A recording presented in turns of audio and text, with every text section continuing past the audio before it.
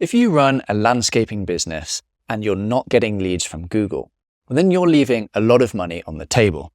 But it doesn't need to be like this. In this video, I'm going to show you exactly how to do SEO for your landscaping business's website. So let's dive straight in. Today, I'm going to show you our 6-step process that you can use in order to get your website ranking at the top of Google. I'm going to clearly lay out all of the steps that you need to take so that you can implement these strategies for yourself. If at any point you would like some help with it, or if you would like us to do it all for you, then please do get in touch. There's a link in the description below. If you're watching this video, I'm going to assume that you know what SEO is, the process of getting your website to the top of Google. There's one reason that I love SEO, and that is because in my experience, it tends to drive the best customers. If you think about it, the customer that is searching for your service or product is going to be the best type of customer because they're going to stick around longer, they're going to convert better on your website, and because they've already decided that they need your service. So without further ado, let's dive into this 6-step process. Step number 1 of any good SEO strategy is keyword research. This is the process of understanding what do people actually search on Google in order to find your type of business. Doing solid keyword research will help us position our website for the right terms. After all, there's no point in building a website and having a strategy around a keyword that nobody searches. I mean, what is the point? The easiest way to do keyword research is using a tool called Ahrefs. They have lots of data around what people are searching in Google. The way to go about it that I recommend is go to the Keywords Explorer, type in the term for your industry, and then click search. Then once that's loaded, head over to matching terms. This will then give you a really large list of all of the keywords that contain your service or product. Go down here and select all of the keywords that match your service. Eventually, you'll have a big list of lots of keywords that are very relevant to you. So you want to put those in a spreadsheet, with one column being the keyword and another column being the search volume. And that will give you a good idea of all the different keyword options that you have that you can optimize your website. Now, save that and we'll come back to that a bit later in one of the other sections of the video. Step number 2 is competitor research. Wouldn't you love to know all of the numbers behind your competitors? Well, with SEO, you can actually do that. You see, there are certain tools that we can use, such as Ahrefs, that show us all of the SEO metrics that our competitors have, such as how much traffic they're getting, their backlinks, all of their strategy. So we can really use that to our advantage, and it will help inform our own strategy. The way that we can do our competitor research is we can go back to Ahrefs or another similar tool, and we can type in the URL of our competitor. I'm just going to pick a random business here just to demonstrate. So we go to Site Explorer, we type in the URL, and then that will give us all of the metrics of this business. So here we are, we can see all of the different metrics. Now, a lot of this might be confusing for you, but I'm going to run through it one by one. So first of all, we can look at the traffic that we're getting. So this business is getting about 30,000 organic visitors per month to their website. So if this was a top competitor of yours in the niche and, maybe they're number 1 for a lot of the terms that you're going after, then you'll know the type of opportunity that you have by implementing SEO. You can even work backwards to try and work out, okay, how much revenue are they getting from this SEO? So if they've got 30,000 traffic, you could assume a conversion rate, depending on the type of business, maybe somewhere between 2 to 15%. And then you can work backwards on how many of those leads convert and the average order value based on everything that you know from your business and your website. Now, what we want to look at next is we want to go to the organic keywords. Here we can see all of the keywords that they are ranking for, and we can use that to our advantage. So we can add any keywords that we've missed in step 1, our keyword research, and add those additional keywords into that document. Once we've done that, I'd recommend going to top pages. And for now, what I'd like you to do is just note down how many pages they have, and also take a quick look at all the different types of pages that they have. Do they have service landing pages? Do they have blog pages? And just get a rough idea of what exactly they have on their website. This will give us an idea of how many pages that we might need to create on our site as well. And note this down, you'll understand how many backlinks that you'll need to be building. So for example, this business, they have about 453 backlinks. Now, I know that seems like a lot, but not all of those backlinks will actually be good. And in the backlink section of this video, I'll go into exactly how we can audit that and understand how many backlinks we need to build to our website. But for now, we just want to understand how many referring domains do they have going to their website. Finally, the last thing that you want to do if you're running a local business is type in your main keyword and then go down and look at this section. This is what we call the map pack or the local search results. And you can see here that there are 3 businesses here, and they all have different reviews, a review score, and a number of reviews. We want to note that down because that's going to inform the targets that we have for the amount of reviews that we need to get. So once we have all of that information, note it down in your spreadsheet and repeat that for all of your main businesses that you have in your niche. Now that you've done your keyword research and your competitor research, you're ready to start working on your website. That's step 3, on-page SEO. Now, please don't get scared if the on-site side of things sounds a bit technical. I'm going to break it down and make it as easy as possible for you. Alternatively, if you're already working with a web development agency or freelancer, you can use what I'm saying and give the instructions over to them. We want to go back and visit our keyword research. Now, for our key services or areas or products, we will want to create dedicated landing pages for these keywords. Now, what a dedicated landing page looks like is usually something fairly similar to your homepage, but all of the content and the keywords on that page are really focused around that core keyword to do with your service. So what do you want to do? Well, the best practices are that you should put your main keyword on these pages, and they should go in these locations. The first is it should be in the main title of your page. The second is it should be in the main heading of the page. Third, it should be within the first 100 words of the content on your page. It should also be in the URL. And then finally, you want to include it roughly 1 to 2 times every 200 words that you keep writing. However, there is a caveat there. You don't want to just force your keyword into the writing. You want to make it sound natural and only include it where it makes sense. Now, a lot of this can actually be simplified by using what we call correlation tools.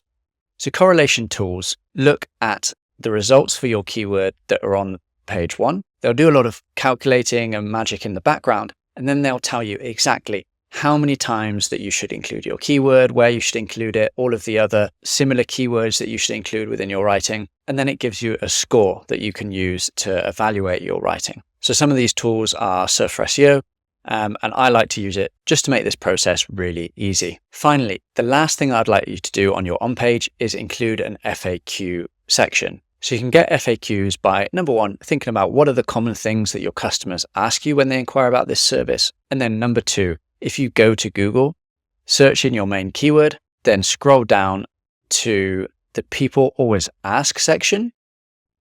So you'll often see that there are extra questions that Google puts within the search results. Include those questions and the answers to those on your page. Now, we want to repeat this and create dedicated landing pages for all of the main services, areas, and products that we provide. And once that's done, we can move on to the next step. Step number 4 is essential if you want to get found as a local business. We're going to talk all about how to get found in the local map pack here. The first thing you want to do is sign up for your Google My Business profile. Very simple, just follow the online instructions and make sure that your profile is completely filled out.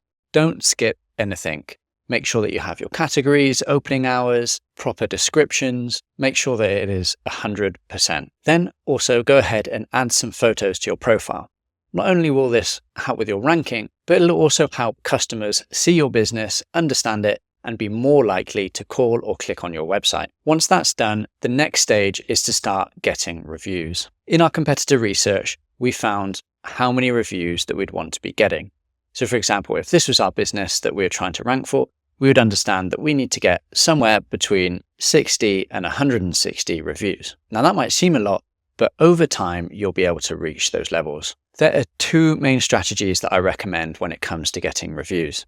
The first is to go back to all of your happy and loyal customers and send them a personalized message asking if they would be happy to leave you a review, and that it would be really helpful if they were able to do so. Most times, if you've done a good service and that your customers are happy, then they'll want to help you. The second is, for going forward, I always like to incentivize employees to get reviews. You can offer them a cash bonus, a gift card, or a special reward. You could even have a ranking table of all your employees on who's managed to get the most reviews from their customers. And this will just remind them that they need to keep asking their customers whenever they speak to them to leave a Google review on your profile. It helps to turn it into a bit of a game. It helps create the right incentives. And of course, they'll also want to give an even better service so that they can get the good reviews. And that's it. That's quite a simple process to get your business ranking up here in the top of the map pack. On to step number 5. If you've made it this far, you're doing a great job and you'll be rewarded for all of your efforts by Google. Step number 5 is creating blog content. So why is this important? Surely we've already created landing pages for our main keywords. Why would we need to go after blog and informational content? Well, informational content can be really useful. There are 2 main benefits. The first is it helps Google understand your website, what it's about, and your expertise on the subject. The second is it can also be used to attract customers. Let me explain. Not every customer is searching on Google for a solution.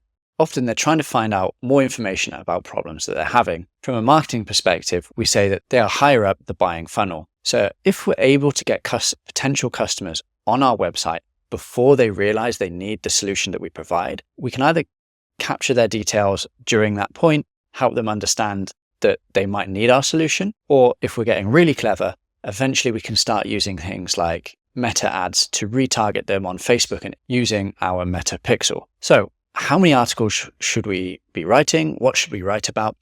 Well, the first thing is we want to understand how many articles our competitors have written. So go back to your competitor research notes from step 2, look at how many pages they have and how many of those pages are informational blog articles. We'll want to write about the same amount, but let's try and go a little bit further and write even more, maybe say 10 to 20% more. In terms of what we should write about, well, we can write about exactly what our competitors have been writing about, but you can also revisit step 1 to understand what informational keywords there were in your niche. When you're doing this, remember, if you can, use a correlational tool like Surfer SEO, and if not, then just remember the best practices of a keyword in the title of your page, a keyword in the main heading, in the first 100 words, in the URL, and 1 to 2 times for every 200 words that you write.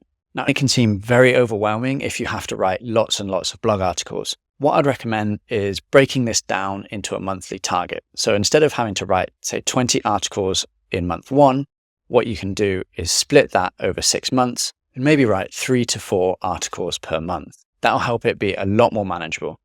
But if we do have the option, I always prefer to batch create all the content up front. That's because the sooner we get that on the website, the sooner that Google is going to discover those articles and going to start sending us traffic. Another option might be to work with a freelance writer or a content creation agency. Now, we've done a lot of foundational work here, but step number 6 is what is really going to drive the increase in rankings for our website. These are backlinks, and you can think about them as the fuel to our fire. Backlinks are links coming from other websites to our websites, and there are many different types, and I'm going to explain exactly how many you need to build, what type, and how to do it. Now, there are many types of backlinks, but I've tried to simplify it with something that I came up with called the link building pyramid. So you can see here my post on LinkedIn. If you look at the bottom, that is our starting point. That is something called foundational links. These are the type of links that any normal business should expect to have. They are links from our social profiles. So you want to go ahead and set up all of the different social profiles, Facebook, Instagram, LinkedIn, also some of the less known ones, maybe Reddit, Pinterest, and make sure that all the profiles have a link back to your website. The next is directories. So even if you don't have a physical location, it's worth getting directory listings because this, again, is just another foundational link. They're very cheap, easy, and quick to build, so it's just worth doing. Once we've got those out the way, it starts to get a bit more fun. We go on to the next tier, which is relevancy.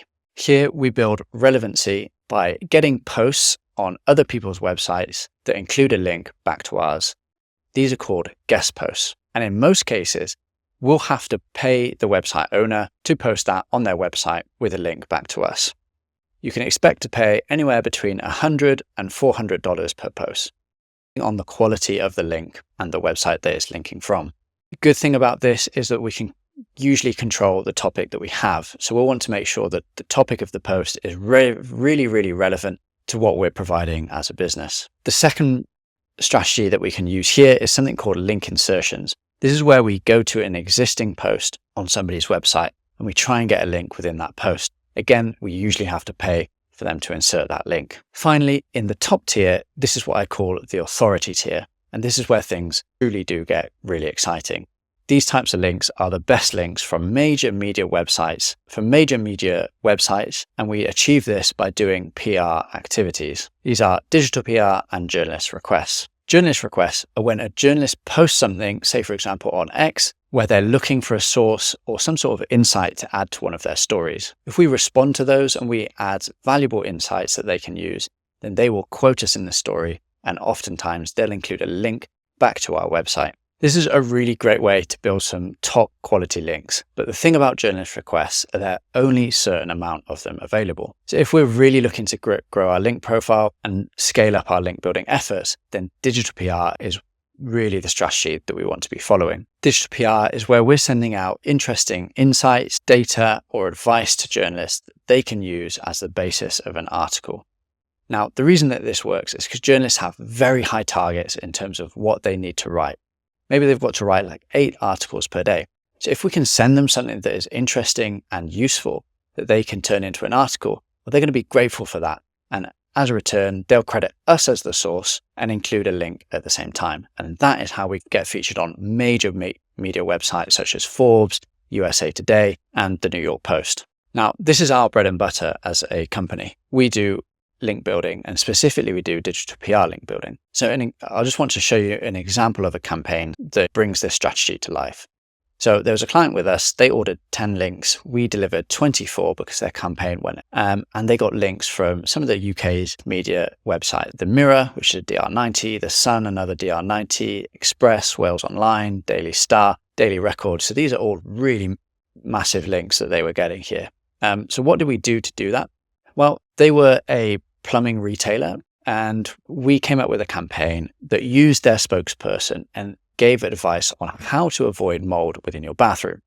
So we came up with this because we'd researched all the types of topics that journalists write about, and we noticed that the year prior, this was a talked about topic. So we were able to put our own spin on it, add in a really relevant expert, and send it out to journalists, and they loved it. Now, the number one question I get from customers is, how many links do I need to build? Well, what we can do is go back to our competitor research and we can look at how many links our top competitors have. We'll want to use that as a benchmark for us to achieve and then beat. So if we go back to the example website we looked at earlier, we can see they have 40 links, which might seem like a lot of links, but it's actually quite achievable. Once we break it down, we can see what types of links they have. I would go ahead and estimate that there are a lot of links in here that are just not that relevant. You can see that there are all sorts of random websites that have just scraped the web and they've just got a link back from this very spammy website. So we can usually imagine that anywhere between 25 and 30% of those links are not so great. So let's say that they've got 300 links that we need to get. Well, a lot of those will be foundational links, such as social media profiles and links from directories. So say that makes up another 100, then the rest will likely be, then we can eliminate anything that's under DR30, because really those types of websites, they don't drive a lot of power. So you can see that brings that down to 170 links. So again, if we take out all the spammy ones from that, maybe there's about 100 links that we might need to build for this website.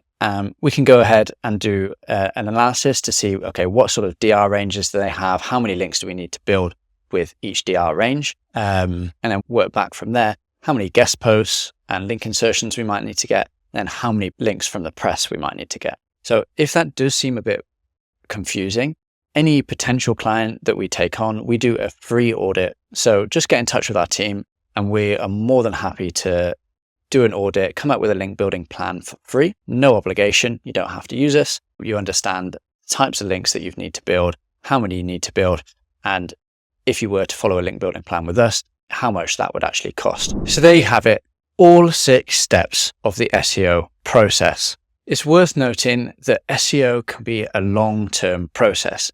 Don't expect to see results in the first few days. If you think about it, it's going to take a while to do all of that work that we've just gone through, to create the pages, build the backlinks, and then once we've created it, we actually need to wait for Google to crawl and discover all of that content and backlinks. And then after that, there's still going to be a delay for the rankings to take effect. So it's going to take several months of hard work and then several months of waiting to start seeing our results. But the wait, I promise you, is worth it, because if you can be consistent with your effort, you'll end up getting consistent results and consistent leads and sales coming through your website. One final parting bit of advice would be to come up with a plan of action.